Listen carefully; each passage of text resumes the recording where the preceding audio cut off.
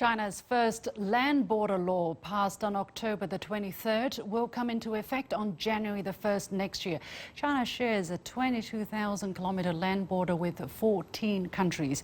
Besides a long-standing border dispute with India, other frontier issues include how to stop the spread of cross-border terrorism and prevent COVID-19 from crossing the border. What's the content of the new law? Will it impact China's existing border pacts with other countries, and why has it ruffled India's feathers? I'm pleased to be joined in Beijing in the studio by retired Senior Colonel Zhou Bo, who is also Senior Fellow of the Center for International Security and Strategy at Tsinghua University.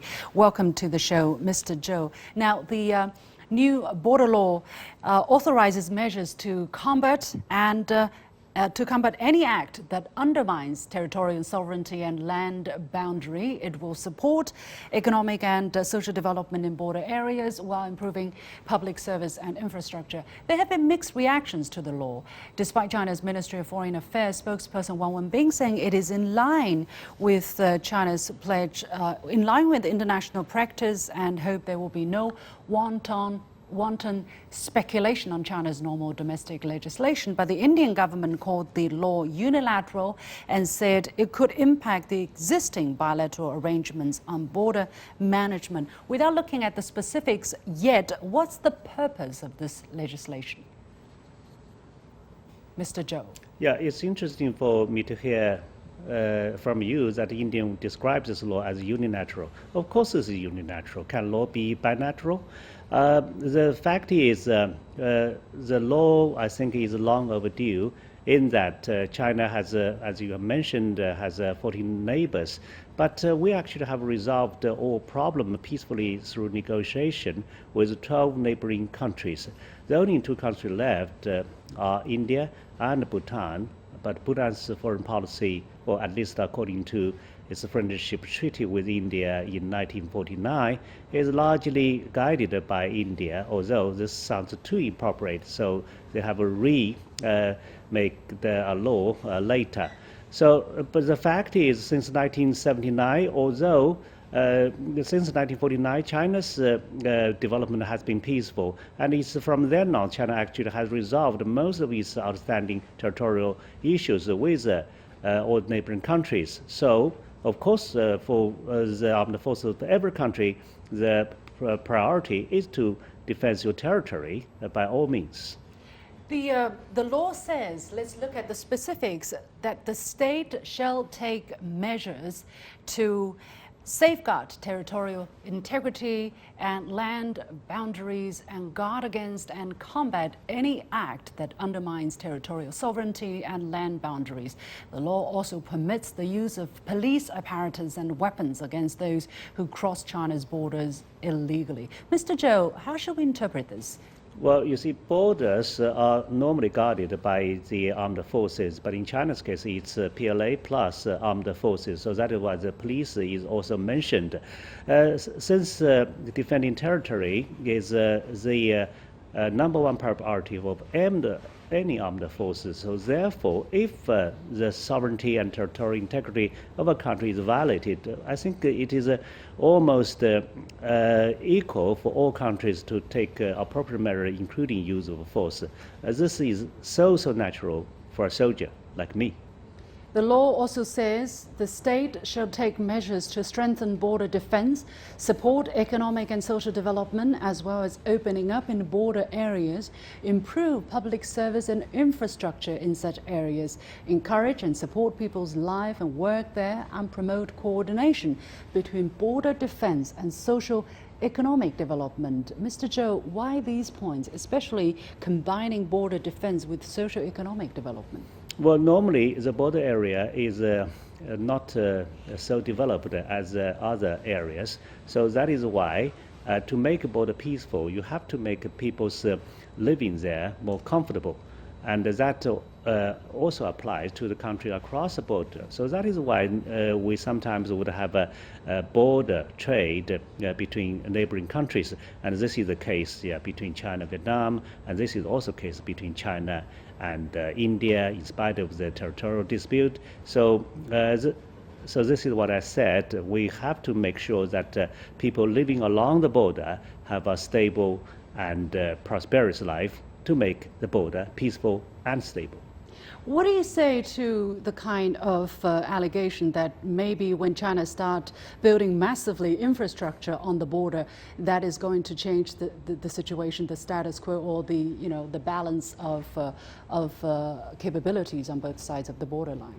Well, there is such speculations, especially from Indian side. If you are referring to India's accusation, the truth is, I believe the Indian side is also making huge efforts to strengthen its military forces or even infrastructure building on the Indian side. So, if you are doing whatever you want within your own territory, this is not a problem at all.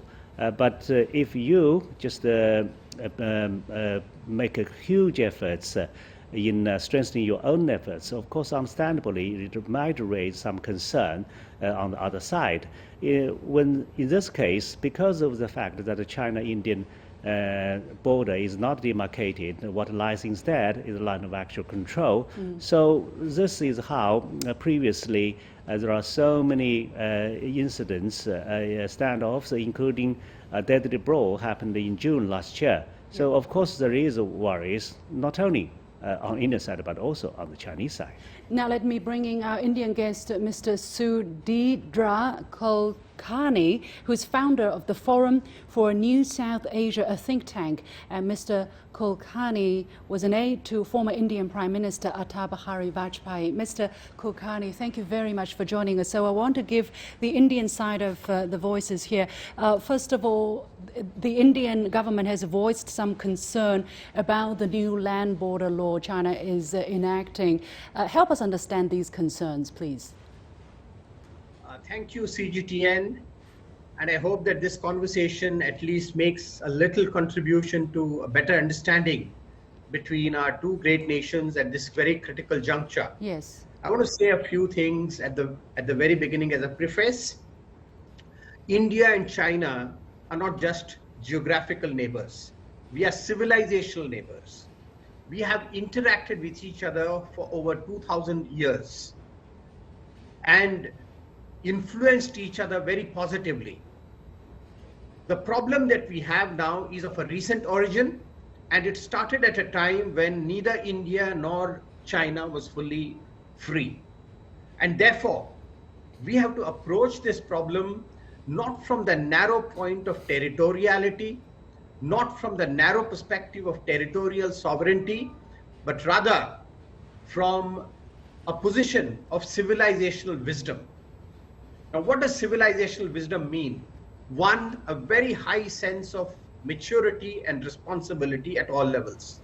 Second, mutual concern for the core interests.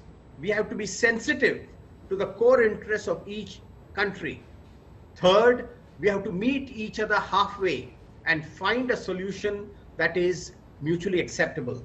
So specifically to this, so specifically to this new border law, what is the point you want to make, sir? Because we're really running very tight against the deadline.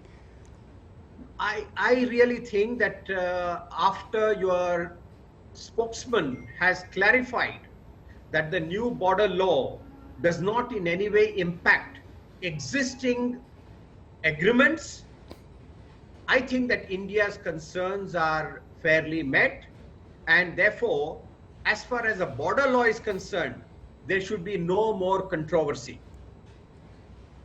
Is it going to be that simple? I mean, Mr. Zhou here, I want to hear your response. Well, I don't think so, because I think the Chinese law, of course, is made according to Chinese interest. Of course, I understand, because India and Bhutan are the only countries that have territorial disputes with China. Therefore, I understand there is a concern from Indian side as to how this law should be applicable in terms of potential problems. But the border issue between China and India, of course, as I mentioned before, is not demarcated. So we should make efforts in resolving this issue. But the irony is that because we have different approaches, because from China's point of view, ever since Deng Xiaoping put forward this proposal, mutual understanding and mutual accommodation, but we don't have a serious response from Indian side, which instead would suggest a kind of bottom-up approach to suggest a verification of the line of actual control first. So we have two different approaches, but in spite of this, we anyway have managed to keep the border by and large peaceful. Yes, we had the most unfortunate incident in Galvan Valley in June last year, but still I would say that the fact that soldiers or troops from both sides did not fire at each other shows that they still have a kind of a tacit agreement of not, upgrading this kind of tension. So still, peace, in spite of the casualty, has prevailed to a large extent. Yeah, Mr. Kulkarni, you would like to respond? I agree that we have, after the very tragic incident in June last year, we have so far avoided a confrontation again. But we should not be complacent unless there is disengagement and de-escalation to mutual satisfaction. There is always a risk of a new confrontation, and that will create new problems. And that's why, without any further delay, we must find a way out.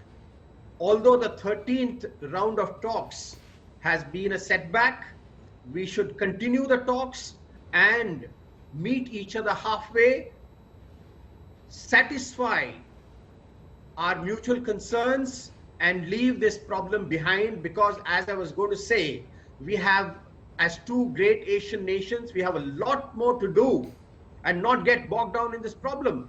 We have to work together to shape a new and better world order that is free of Western domination and Western hegemony. Yes. Mr. Zhou Bo here, what exactly is at the core of the border dispute between China and India, and where's the way forward? 1 minute, please. Well, I think because this issue, the border itself is too long. It's about 2,000 kilometers, and we have different approaches. So it's very difficult to resolve the border issue itself. But still, we can just strengthen confidence building measures. I fully agree with the professor that we should meet halfway, but where is the halfway? The halfway is already there in the 5 agreements we have made ever since 1993. There are so many measures. If we implement all the measures, I believe the border will be peaceful. For example, we should notify each other with major military exercises. We should not fly aircraft within 10 kilometers. We should not place tanks along the border. And we should not follow each other when the troops of one side is patrolling. All these are very tangible measures, and in comparison with all the confidence building measures China made with other countries, the one that we have made with India is most comprehensive. So my suggestion is for the working groups, which was there a long time ago, followed by this so-called special representative meetings, I would recommend that the two sides would re-look into these agreements and find those that are most easily acceptable for both sides and implement them. Okay, time running out. Many thanks to my two guests, Mr. Zhou Bo, a retired senior colonel and also senior fellow of the Center for International Security and Strategy at Tsinghua University, and from Mumbai, Mr. Sudhindra Kulkarni, founder of the Forum for a New South Asia. We have to leave it there. Many thanks for watching this edition of The Point. As always, you can follow me on Facebook and Twitter using the handle Lishin in Beijing. Thanks for watching. You've got The Point.